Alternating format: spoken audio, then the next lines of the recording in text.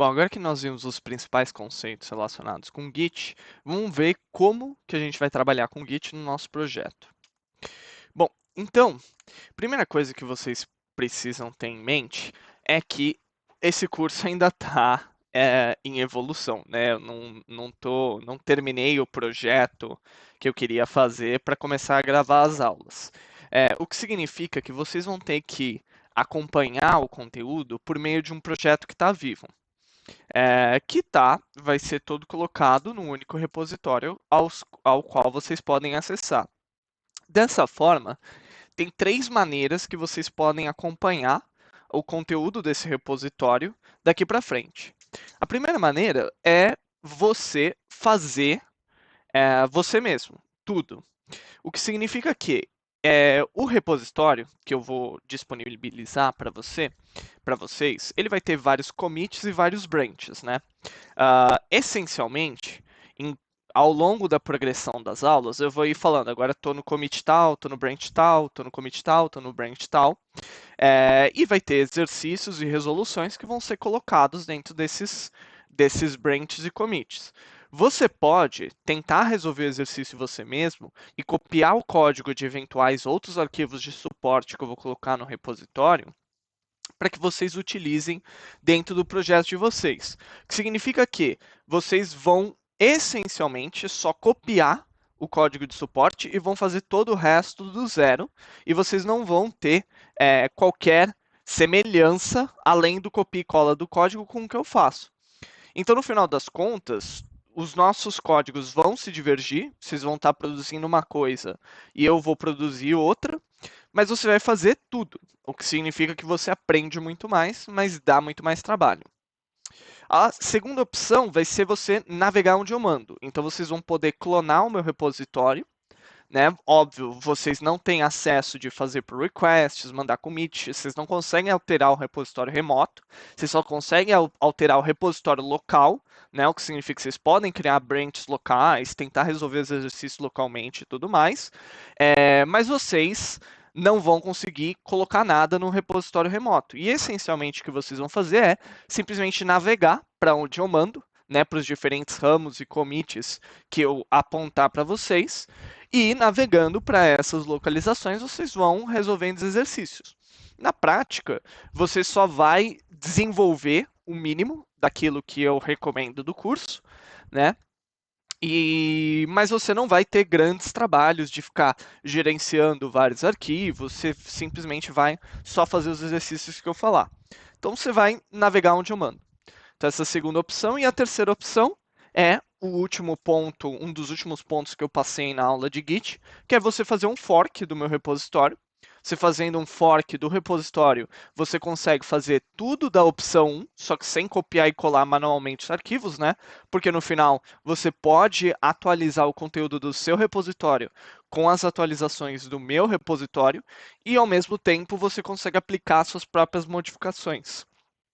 Então, no final das contas, isso é um pouco mais restrito para quem tem mais experiência com Git, né? Então, se você não tem muita experiência com Git, eu sugeriria você seguir pela opção 1 ou 2, mas você pode também seguir por essa opção 3, fazendo um fork do repositório. Seja como for, a gente ainda precisa caminhar um pouquinho mais em termos de conteúdo de gestão de projeto antes da gente entrar no repositório. E de eu passar para vocês repositórios, diferentes brands e tudo mais. Mas antes de eu entrar nesse tópico e entrar nos próximos conteúdos, eu só queria mostrar uma última parte do Git, que é, eu falei para vocês que, apesar da gente poder fazer todo o Git pela linha de comando, as IDEs vão ter ferramentas que vão facilitar o nosso trabalho com Git. E o PyCharm e o VS Code, ambos têm ferramentas que vão justamente nos ajudar a gerenciar os repositórios de uma maneira eficiente. Então, para o PyCharm em particular, uma das coisas mais comuns que a gente tem para fazer é fazer um setup de um novo projeto, totalmente do zero, a partir do Git. Tá? Então, se você abrir o PyCharm, quando você abre ele sem um projeto, que aí vou até mostrar para vocês aqui, se você vier aqui, opa, meu menu iniciar, não funciona. Então eu vou abrir aqui o PyCharm. E vocês vão ver que quando ele abre e não tem nenhum projeto, você deveria abrir nessa tela. Aqui, em particular, você tem uma opção Get from VCS, que é Get from Version Control. Se você clicar aqui, você vai ver que para vocês não vão estar conectados numa conta do GitHub. Ou aqui vocês vão ver que tem a opção de login via GitHub. E aí o que vocês vão poder fazer? Vocês vão poder autorizar no GitHub o PyCharm a ter acesso ao GitHub. Então vocês vão aqui na tela de vocês, que vai ser nova, né? Que vocês vão ver esse login via GitHub. Ele vai direcionar para essa página que vocês acabaram de ver. Quando você clicar no botão de autorizar, que é aquilo que vocês viram, ele vai pedir seu endereço de e-mail e senha do GitHub. E aí você pode clicar aqui, vai aparecer essa tela, você pode clicar para autorizar. Ao fazer isso, você pode voltar para o PyCharm e ele vai detectar quais são os repositórios que você tem na sua conta. No caso, a minha conta só tem um repositório, que é justamente, e aqui eu vou clicar em cancelar, porque eu já estou logado, o curso Ciências de Dados de Treino. Se você criar em clone aqui, ele vai clonar o seu repositório para a pasta PyCharm Projects. No meu caso, eu já clonei, né? Então eu posso cancelar isso aqui, vir aqui em Open, e aí vocês vão ver que eu tenho aqui em PyCharm Projects um curso de Ciência de Dados Treino. Aí vocês vão ver que tem aquele repositório que eu criei, que a gente foi mexendo ao longo das últimas sessões, tá? Então, bem simples. Se você tiver no Linux, você ainda pode criar um desktop entry para esse projeto, para o PyCharm em particular, para esse projeto. Mas, enfim, bem simples, só logar na sua conta, autorizar e clicar para clonar o repositório. No VS Code, o processo também é bem simples. Deixa eu só sair aqui. E o que acontece? Só, primeiro de tudo, garanta que você tem a extensão do GitHub instalada, tá? E se vocês forem lá na aula do setup do VS Code, vocês vão ver que eu aponto qual que é a extensão. E aqui você pode apertar um Ctrl Shift P para vir aqui, mostrar isso aqui para vocês também. Fechar esse cara aqui. Visual Code. Se você apertando Ctrl Shift P, ele vai aparecer Ctrl Shift P, ele vai aparecer esse cara aqui e você pode escrever git clone e já vai ser o primeiro. Aí para isso, ele vai clonar do GitHub. No meu caso, ele já está conectado no GitHub, então ele já vai identificar qual que é o repositório relacionado com isso. No caso de vocês, ele vai pedir para você dar acesso do Visual Code para o GitHub. Então ele vai abrir uma janela, e aí que você vai clicar em Allow. Aí ele vai abrir uma janela de autorização no seu browser, você vai clicar em Continue.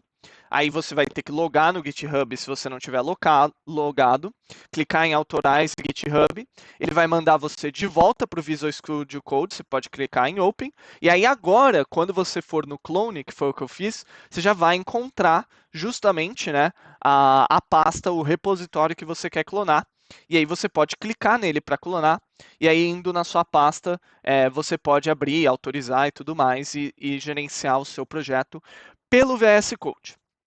Bom, para eu terminar essa sessão, porque aqui a gente já fez setup, como eu falei, eu vou sempre preferir usar o PyCharm, tá? Então vou fechar esse cara aqui.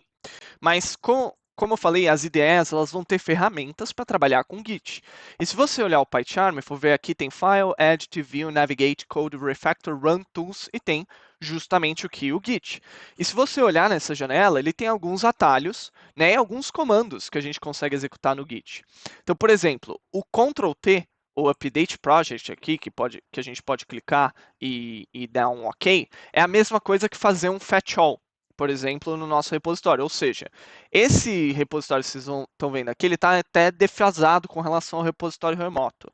Se eu clicar Ctrl+T ou clicar em Update Project, você vai ver que ele vai atualizar tudo aqui. Ó, ele deu um fetch em update e a gente já vê aqueles vários arquivos que eu tinha criado nas últimas sessões. A gente pode criar novos commits, então literalmente Ctrl+K, por exemplo. Eu vou criar aqui um novo branch só para mostrar isso aqui funcionando. Então, vou vir aqui em branches. Clicando aqui, vocês vão ver que ele tem os branches remotos disponíveis, que no momento só tem um, o origin main, e os branches locais, que no caso só tem o main, tá? Então eu posso vir aqui clicar um novo branch, vou chamar isso de pf test, vou dar um create, e aí ele vai mudar o branch. E aí você sabe que no PyCharm que ele mudou, porque aqui no canto fica o nome do branch. Antes ele estava em main e agora ele foi para pftest. Agora eu posso fazer alterações nos meus arquivos, então eu vou pegar esse arquivo diferente aqui. Este arquivo, vou colocar mudado no pf-teste, por exemplo. E agora eu posso vir aqui git commit ou apertar Ctrl K. E aí, quando eu apertar Ctrl K, ele vai me mostrar quais arquivos foram modificados, que ele mostrou aqui. Eu posso até clicar aqui e eu acho que é esse switch to commit dialog. Não. Vamos dar um Ctrl K de novo. Isso, switch to commit dialog. Eu prefiro ver ele assim. Então, você vai ver quais foram as atualizações que você fez, todos os arquivos que você mudou, e você pode colocar sua mensagem de commit. Então, eu vou colocar aqui, mudando linha do arquivo diferente. E agora eu posso dar um commit, e ele vai criar um novo commit para o pftest. Ele vai pedir para eu logar, então, espera aí, deixa eu logar na minha conta.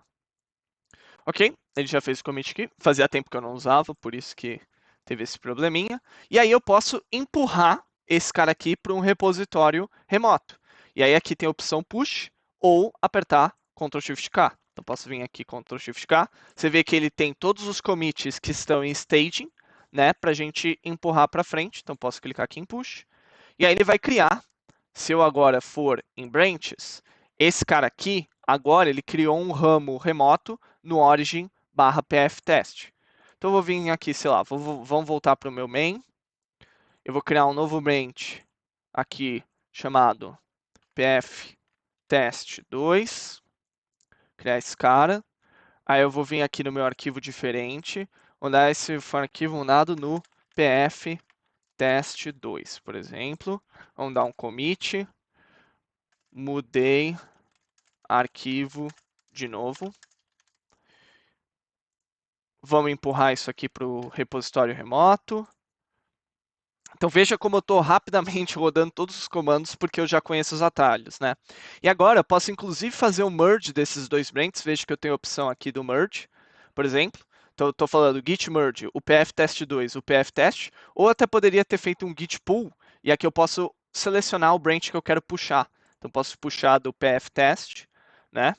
E aí ele vai dar um merge. Só que veja que o merge tem um conflito que eu gerei aqui.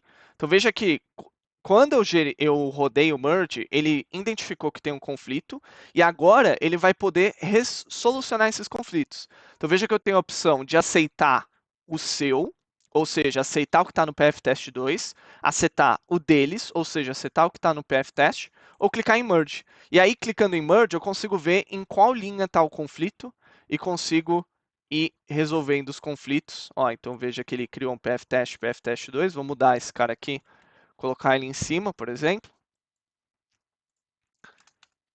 Aí posso dar um apply. E agora quando eu for rodar um commit, ele na verdade já fez um commit, vou empurrar esse cara aqui.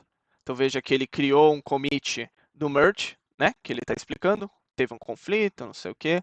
Posso empurrar e assim eu vou gerenciando todo o meu repositório só lembrando desses atalhos.